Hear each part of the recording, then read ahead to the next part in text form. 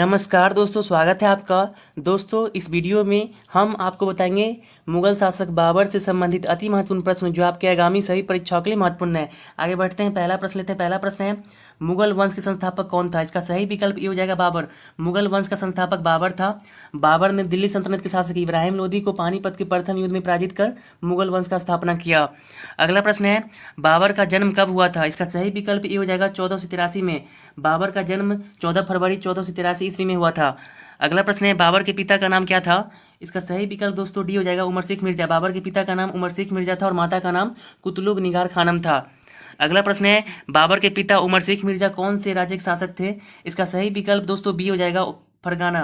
देखिए दोस्तों, बाबर के पिता उमर शेख मिर्जा फरगना के शासक थे। अगला प्रश्न है, बाबर फरगना की गद्दी पर कब बैठा था? इसका सही विकल्प दोस्तों ए हो जाएगा, 8 जून 1494 में बाबर ने फरगना की गद्दी पर बैठा। अगला प्रश्न है, बाबर ने बादशाह की उपाधि कब धारण की थी? बाबर ने बादशाह की उपाधि कब धारण की थी? इसका सही विकल्प बी हो जाएगा, 1507 में। अगला प्रश्न है, भारत का प्रथम मुगल बादशाह कौन था? इसका सही विकल्प ये हो जाएगा, बाबर। भारत का प्रथम मुगल बादशाह बाबर था। दूसरा हुमायूं था, तीसरा अकबर था, चौथा जहांगीर था, पांचवा शाहजहां था और छठा औरंगजेब था। अगला प्रश्न है, बाबर ने भारत पर कितने बार आक्रमण किया था? बाबर ने भारत पर कितने बार आक्रमण किया था? इसका सही विकल्प डी हो जाएगा, 5 बार। अगला प्रश्न है, बाबर को कलंदर की उपाधि क्यों दी गई थी? बाबर को कलंदर की उपाधि क्यों दी गई थी? इसका सही विकल्प सी हो जाएगा, बाबर की उदारता के लिए। अगला प्रश्न है, खानवा युद्ध विजय के बाद बाबर ने कौन सी उपाधि धारण किया था? इसका सही विकल्प दोस्तों बी हो जाएगा, गाजी की उपाधि। देखिए दोस्तों, खानवा के युद्ध में बाबर ने राजपूत राजा राणा संगा को पराजित किया था और इसी युद्ध के विजय के बाद उन्होंने गाजी की उपाधि धारण की। अगला प्रश्न है, बाबर की आत्मकथा किस पुस्तक में दर्शाया गया है? इसका सही विकल्प दोस्तों सी हो जाएगा, तुज्जो के बाबरी। तुज्जो के बाबरी, जिसे हम बाबरनामा भी कहते हैं, बाबर ने इसे खुद लिखा था। अगला प्रश्न है, बाबर ने मुगल वंश की स्थापना कब की? इसका सही विकल्प दोस्तों ए हो जाएगा, 1526 में। पानीपत के प्रथम युद्ध में बाबर ने इब्राहिम लोदी को पराजित कर मुगल वंश की स्थापना 1526 ईस्वी में किया था। अगला प्रश्न है, बाबर ने 1526 में किस वंश के शासक को हराकर मुगल वंश की स्थापना की? इसका सही विकल्प दोस्तों सी हो जाएगा, लोदी वंश। लोदी वंश के शासक इब्राहिम लोदी को हराकर मुगल वंश की स्थापना की।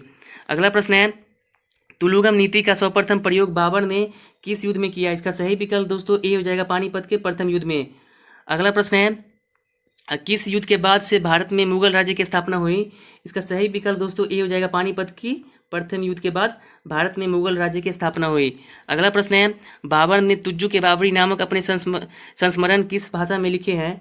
इसका सही विकल्प दोस्तों बी हो जाएगा, तुर्की भाषा में।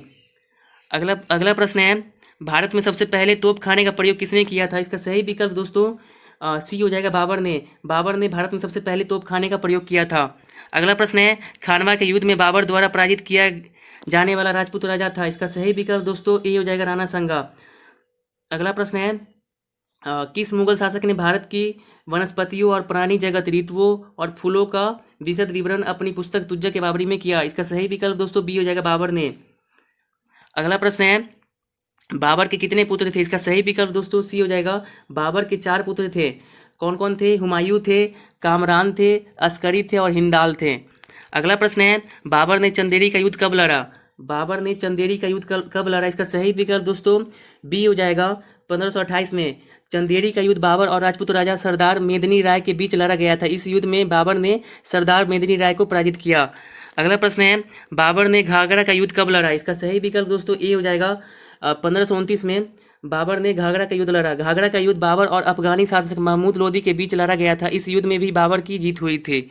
अगला प्रश्न है, बाबर का मृत्यु कब और कहाँ हुआ था? इसका सही विकल्प दोस्तों डी हो जाएगा, 26 दिसंबर 1530 ईस्वी को आगरा में इनकी मृत्यु हो गई थी। अगला प्रश्न है, प्रारंभ में बाबर के शव को कहाँ दफनाया गया? प्रारंभ में बाबर के शव को कहाँ दफनाया गया? इसका सही विकल्प दोस्तों ए हो जाएगा, आगरा के आराम बाग में। शुरू में इनका जो शव है वो आगरा के आराम बाग में दफनाया गया था। अगला प्रश्न है, बाबर अपने शव को दफनाने के लिए किस स्थान का चुनाव किया था? इसका सही विकल्प दोस्तों क्या हो जाएगा? इसका सही विकल्प डी हो जाएगा, काबुल। काबुल, अंत में बाबर के शव को काबुल में ही दफनाया गया।